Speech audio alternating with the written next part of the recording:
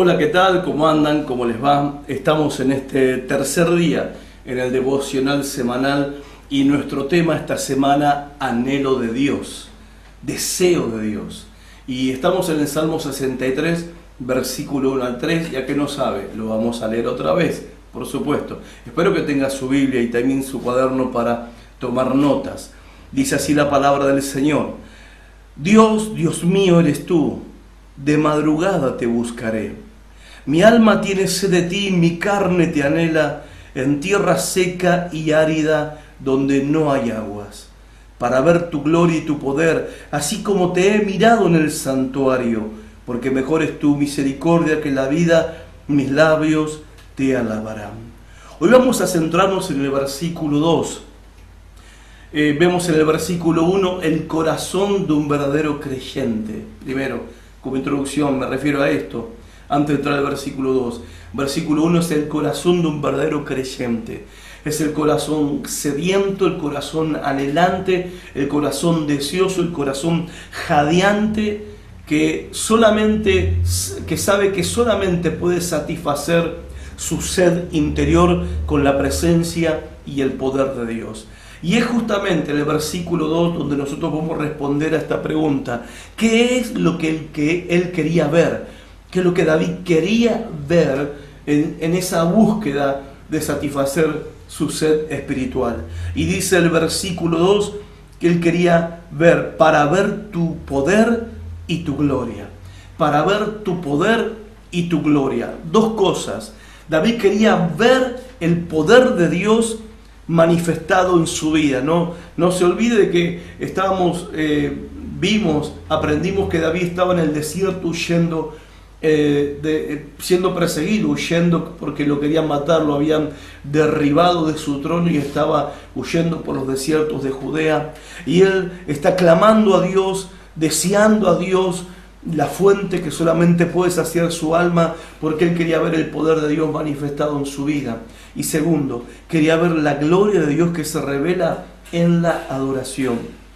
Quiero referirme hoy al poder de Dios, que en este caso nos da una semblanza bíblicamente que nos ayuda a volver a tener un concepto más equilibrado y real en cuanto al poder de Dios. Porque a veces pensamos que la cuestión del poder de Dios va acompañado de que nosotros nos sintamos poderosos, que nosotros podamos exclamar, como dice Filipenses 4:13, todo lo puedo en Cristo que me fortalece. Pero aún en el contexto de Filipenses 4:13 vemos que el apóstol Pablo habla de ese poder que lo fortalecía, el poder de Cristo lo fortalecía en su vida, y el versículo anterior viene hablando de situaciones de carencia y de necesidad que a él le había tocado pasar. Pero luego dice: en todas las cosas estoy enseñado y he aprendido y puedo enfrentar todo, porque todo lo puedo en Cristo que me fortalece. Cuando hablamos del poder de Dios, hay que hablar de una verdad paralela, y esa verdad paralela es la debilidad humana. No podemos asociar el poder de Dios con el poder humano. No podemos asociar el poder de Dios con la omnipotencia humana. Es más, cuando yo me siento capaz, cuando yo me siento todo suficiente, cuando yo me siento fuerte, me siento poderoso, entonces no hay lugar para el poder de Dios en mi vida. Son dos verdades gemelas: poder de Dios, impotencia humana; poder de Dios, debilidad humana, o mejor dicho, mi debilidad y su poder. Es así como nosotros podemos ver cómo obra el poder de Dios en la vida del creyente. Ahora, debilidad, no estoy hablando en el sentido de debilidad moral o en el sentido de una debilidad pecaminosa, sino en el sentido de la impotencia, de la fuerza, de la capacidad y de la facultad humana que tiene un límite. A veces creemos que somos todopoderosos. A veces creemos que podemos todo. A veces creemos que poniendo buena actitud todo se puede. A veces creemos que porque creemos que sí, yo puedo, y nos lo repetimos todo el tiempo, que por eso mismo vamos a poder. Los desiertos de la vida vienen, o mejor dicho, Dios permite que entremos en desiertos de la vida para que nos demos cuenta cuán débiles somos, para que nos demos cuenta cuán impotentes somos, para que nos demos cuenta que nuestra capacidad ante ciertas circunstancias es nada, para que nos demos cuenta que toda nuestra sabiduría y nuestra inteligencia tienen un límite. Por eso llegamos muchas veces a situaciones que no sabemos qué hacer. Llegamos a situaciones donde nuestras facultades, nuestros dones, nuestros talentos no sirven para absolutamente nada. ¿Y por qué llegamos a esas situaciones? Para que reconozcamos nuestra real necesidad, nuestra necesidad del poder de Dios en nuestra vida. Y dejemos de intentar vivir la vida basados en nuestra propia fuerza y en nuestra propia capacidad. David, el rey fuerte, el rey que había derrotado a Goliat, que había matado a otros gigantes después de él, que había vencido en batalla a todos sus enemigos, que no había enemigo que le había hecho frente. Todos habían sido derrotados mediante su poder militar y el poder de Dios que había en su vida. Ahora él está pidiendo, él quiere ver el poder de Dios manifestado en su vida, porque se da cuenta que su poder en medio de su desierto es nada. Y esto lo confirma el Nuevo Testamento. A veces hay como una cosa en la iglesia, ¿no? De querer motivar a los creyentes a creer que son todopoderosos y que todo lo pueden, que si están convencidos de algo lo van a lograr y que pueden, si quieren, subir al monte Everest y conquistarlo. Y sí, podés subir al monte Everest, pero tenés que entrenarte, prepararte, capacitarte como un alpinista, porque si no te vas a morir. No es porque vos digas sí puedo, lo vas a lograr por sí mismo. Hay un exitismo falso, un exitismo que lleva a la frustración, que lleva al fracaso, un exitismo que no toma en cuenta nuestra necesidad del poder de Dios, que creemos que con nuestra capacidad y dones naturales podemos hacer y lograr todo lo que querramos, que lo deseemos, que lo soñemos y automáticamente sucederá, pero no es así. La Biblia dice que para que el poder de Dios se manifieste en mi vida, yo tengo que reconocer primero mi impotencia y mi debilidad. Dice 1 Corintios 15:43, y este es un principio en la palabra de Dios: se siembra en debilidad, pero resucitará en poder. Primero, debilidad. Segundo, poder. Cristo, dice 2 Corintios 13:4, fue crucificado en debilidad, pero fue resucitado en poder, y vive Cristo por el poder de Dios. También el apóstol Pablo dijo en 2 Corintios 12:9, él escribió una respuesta que Dios le dio cuando él clamaba a Dios para que lo libre de una situación en la que él se encontraba en debilidad. Él tenía un aguijón clavado en su carne que lo debilitaba, y dice que él le clamó y le pidió a Dios que le saque ese aguijón porque lo hacía sentir débil, impotente y miserable. Y Dios le dio esta respuesta, le dijo: tranquilo Pablo, mi poder se perfecciona en la debilidad. Y los desiertos de la vida son para eso, son para debilitarnos.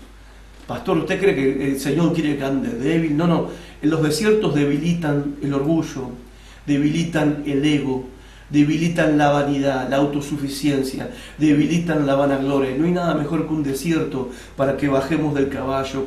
No hay nada mejor que un desierto para que aprendamos a humillarnos y a buscar a Dios y darnos cuenta que sin Él nada podemos hacer. Nos hacen ver cuán débiles y cuán incapaces somos. Nadie, claro, por supuesto, nadie quiere verse débil, nadie quiere verse incapaz. Todos queremos vernos como creyentes superpoderosos, pero eso es una imagen falsa. No hay pastores superpoderosos, no hay creyentes superpoderosos, no hay apóstoles, profetas, predicadores superpoderosos. Eso es falso, es mentira, es una imagen que no es real. No hay Superman en el Evangelio. Los desiertos de la vida son las experiencias misericordiosas que Dios nos permite para que nos demos cuenta cuán débiles somos, y debilitan todo lo que a Dios no le agrada en nuestra vida. David estaba en su desierto y no le dice a Dios: sácame del desierto, que termine este problema, destruya a mis enemigos. Le dice: no, en medio de mi desierto yo quiero ver tu poder, quiero que reveles tu poder a mi vida, necesito tu poder.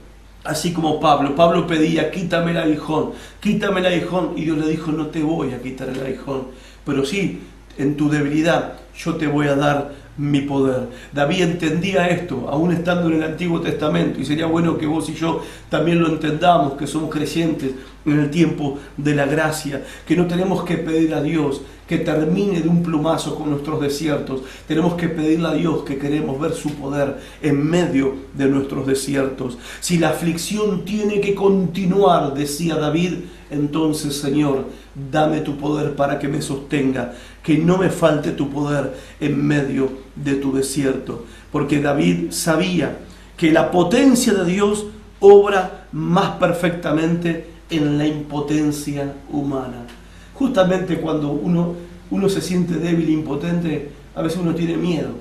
Dice, no puedo dar el lujo de debilitarme, no puedo darme el lujo de sentirme impotente, porque ¿qué pasa si me bajo los brazos y me rindo y me entrego? ¿Qué pasa? A veces decimos que estamos con ese miedo, con ese temor. En realidad es abandonarnos al poder de Dios y es confiar en Dios en ese momento. Pablo lo llegó a entender cuando Dios le reveló esta gran verdad. Por eso Pablo llegó a decir, yo me glorío en mis debilidades para que repose sobre mí el poder de Cristo. Segunda de Corintios capítulo 12, versículo 9. Así que David quería ver el poder de Dios en su vida. Y yo te pregunto, ¿qué es lo que querés ver en tu vida? ¿Qué cosa anhelás en tu vida? ¿Cuál es el deseo en tu vida? ¿Qué es lo que deseas en la tranquilidad de la noche o cada mañana al levantarte?